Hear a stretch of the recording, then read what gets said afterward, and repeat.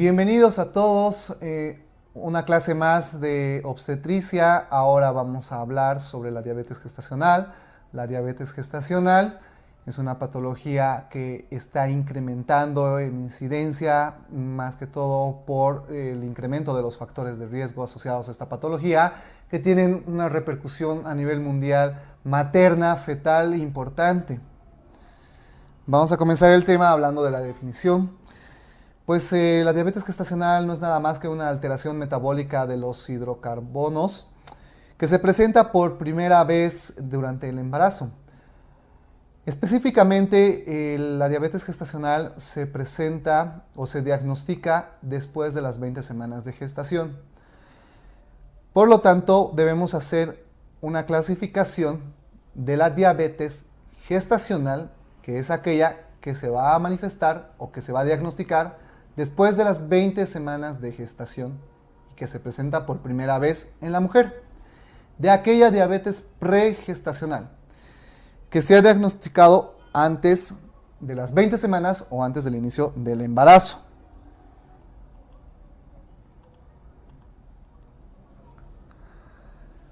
La clasificación de la diabetes gestacional, hay dos grupos de clasificación, dos tipos de clasificaciones. Ambas tienen sus pros, ambas tienen sus contras. Unos estudios o una clasificación es muy generalizada, la otra es un poco más específica. La clasificación de la NDG clasifica la diabetes en diabetes mellitus y diabetes gestacional propiamente dicha. La diabetes mellitus subclasificada en diabetes tipo 1 o diabetes insulino dependiente, y la diabetes tipo 2 o la diabetes no insulino dependiente. Sabemos que la diabetes tipo 1 es aquella diabetes juvenil, donde sí existe un carácter autosómico, un carácter hereditario muy importante y en el que se necesita el empleo de insulina para su manejo. En cambio, la diabetes tipo 2 es una diabetes que se produce por los factores de riesgo ambientales, nutricionales de una persona que se manifiesta más allá de los 35 años de edad y que además habitualmente no requiere el empleo de insulina, aunque en algún momento de la patología pueda llegar a utilizarlo, pero se realiza el manejo más con hipoglucemiantes de tipo oral. Y la diabetes gestacional, que es nuestro motivo de tema, que ya hemos mencionado, que es aquella que se manifiesta durante el embarazo, pero que idealmente tenemos que hacer el diagnóstico después de las 20 semanas de gestación. Y la clasificación de White, que clasifica a la diabetes como diabetes gestacional y la diabetes pregestacional. La diabetes gestacional, a su vez, tiene la clase A, que es aquella diabetes que estamos mencionando, que se presenta durante el embarazo posterior a las 20 semanas de gestación. La diabetes tipo B, este tipo de clasificación de White permite categorizar el riesgo que tiene una paciente de el desarrollo de la diabetes y las complicaciones, el riesgo elevado de complicaciones que puede llegar a tener la paciente. La diabetes gestacional, clase A, y la diabetes pregestacional. La clase B, también llamada insulino dependiente. La clase C, no insulino dependiente. Clase D, que es una mixta entre insulino y no insulino dependiente. Cuando existe retinopatía, la clase R, cuando además existe falla renal y cuando existe problemas neurológicos. Y la clase RF, cuando existen problemas de retinopatía y problemas nefrológicos. Los factores de riesgo para el desarrollo de la diabetes del embarazo, como ya habíamos hablado o habíamos mencionado en la clase de control prenatal, en primer lugar, siempre debemos buscar antecedentes de diabetes gestacional en embarazos previos, antecedentes de diabetes en la familia, la obesidad o el haber empezado el embarazo con sobrepeso u obesidad incrementa el riesgo de diabetes gestacional hasta 4 veces. La edad materna mayor de 35 años y asociado a que esté cursando con el primer embarazo. Edad materna mayor a 35 años con el primer embarazo en una paciente con obesidad con antecedentes familiares de diabetes mellitus.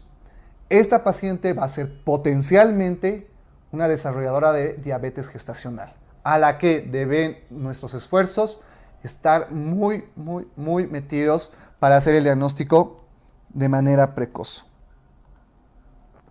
¿Sí? ¿Por qué ocurre la diabetes del embarazo? Normalmente en el embarazo y todas las modificaciones endocrinológicas del embarazo van a hacer de que exista un incremento de la resistencia a la insulina. Los mecanismos por el cual hay incremento a la resistencia a la insulina aún no están bien establecidos. Pero se puede deber, hay algunas teorías que explican que son los receptores a la insulina los que se encuentran alterados, por lo tanto hay un incremento a la resistencia de la insulina en el embarazo. Esto asociado a una disminución de la producción de insulina, posterior a una excesiva producción, a un agotamiento celular.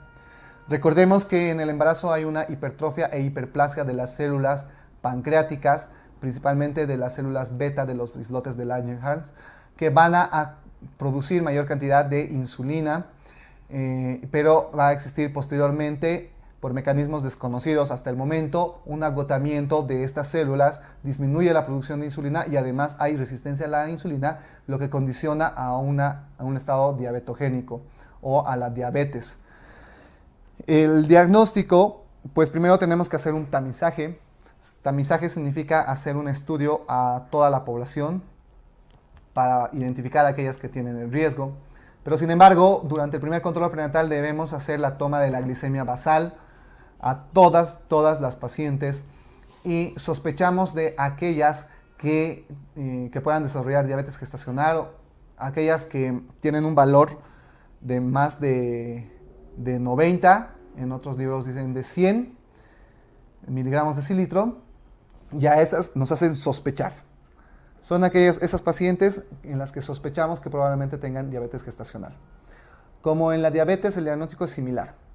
Toda paciente embarazada que antes del embarazo no tenía cifras de glicemia elevadas y en el embarazo detectamos cifras mayores de 126 miligramos de decilitro en ayunas, en 2 tomas, hacemos el diagnóstico de diabetes gestacional.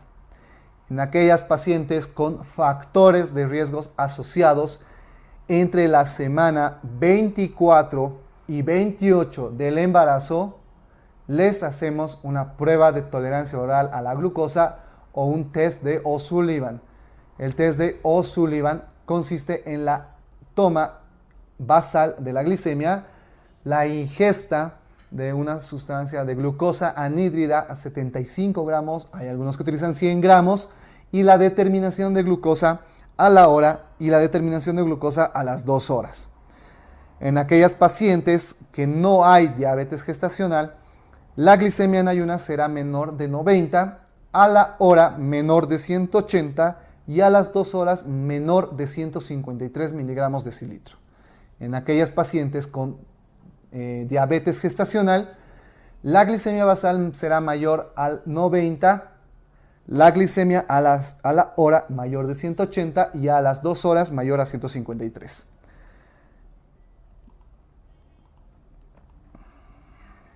Una vez realizado el diagnóstico, debemos procurar ver las complicaciones que puede producir la diabetes durante el embarazo o la diabetes al producto de la gestación. Las complicaciones maternas principalmente y también se encuentran asociadas a las mismas complicaciones que la diabetes produce en una paciente no gestante. Estamos hablando del riesgo de retinopatía diabética, el riesgo de nefropatía diabética, enfermedad coronaria arterial, datos de hipoglucemias o neuropatías. Descompensaciones diabéticas asociadas con cetoacidosis diabética o coma hiperosmolar se encuentran presentes en este tipo de pacientes, pero en menor proporción que en relación a las pacientes no gestantes. En relación a las complicaciones fetales, en el tema de aborto habíamos visto que uno de los factores de riesgo para el aborto son las enfermedades crónicas maternas y hemos hablado de la diabetes. Pues sí, la diabetes puede ser un condicionante del aborto, de muerte fetal e incrementa el riesgo de muerte fetal 9 veces más que una paciente no diabética. Además, la muerte fetal se encuentra asociada a un incremento de la glucosa del bebé. Este incremento de la glucosa del bebé va a producir una disminución del flujo útero-placentario. Al haber una disminución del flujo útero-placentario, va a haber una alteración de las vellosidades o una alteración vellositaria. Al haber una alteración vellositaria, condiciona un estado de cetoacidosis. No hay una buena perfusión, no hay una buena irrigación útero-placentaria. La placenta deja de recibir oxígeno a adecuada cantidad y esto lleva a un estado de acidosis placentaria. La acidosis placentaria va a llevar a un fenómeno de vasoconstricción y una vasoconstricción permanente sostenida a zonas de necrosis, zonas de infarto, zonas de muerte placentaria, con la consiguiente muerte fetal.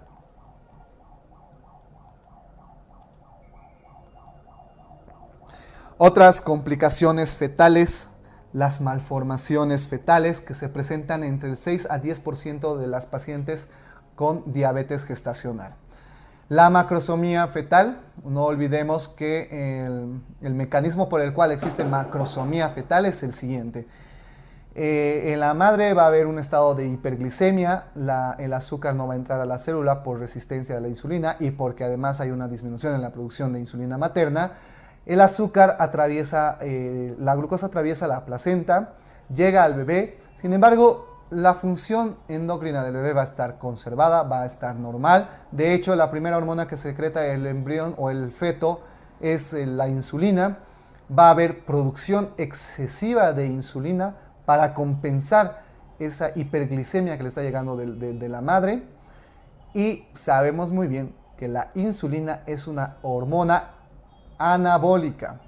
La insulina, al ser una hormona anabólica, va a condicionar un incremento del peso fetal.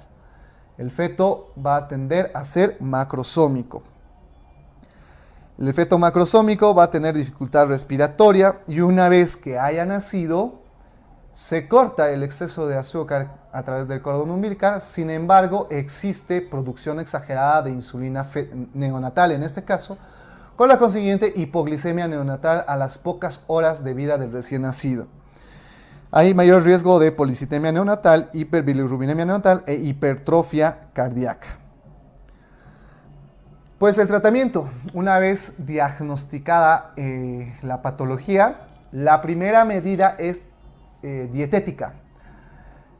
El manejo es disminuir el consumo de calorías, dar 1800 kilocalorías por día a estas pacientes diabéticas, una dieta adecuada, limitada en hidratos de carbono de absorción rápida y una valoración por nutrición.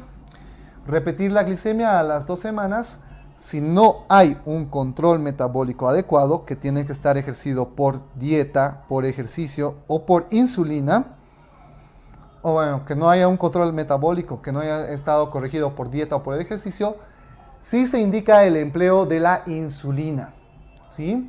El primer medicamento que podemos utilizar para mejorar la glicemia en la madre es el empleo de insulina.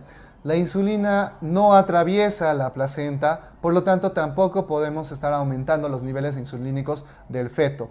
Es un medicamento seguro, es un medicamento adecuado. Los hipoglucemiantes orales, las biguanidas, se encuentran completamente contraindicadas en el embarazo y hay algunos estudios que permiten el empleo de la metformina para el embarazo. El control fetal. Tendremos que hacer la determinación de malformaciones fetales. Ya hemos hablado en el tema de control prenatal que la ecografía de las 20 y de las 24 semanas, la ecografía estructurada, permite identificar malformaciones fetales, realizar el control de bienestar fetal. Ya sabemos con temas previos que existen pruebas de bienestar fetal, cardiotocografía, el perfil biofísico fetal o la ecografía obstétrica Doppler y la detección temprana de la macroscopía fetal para evitar de que estos pacientes vayan a parto.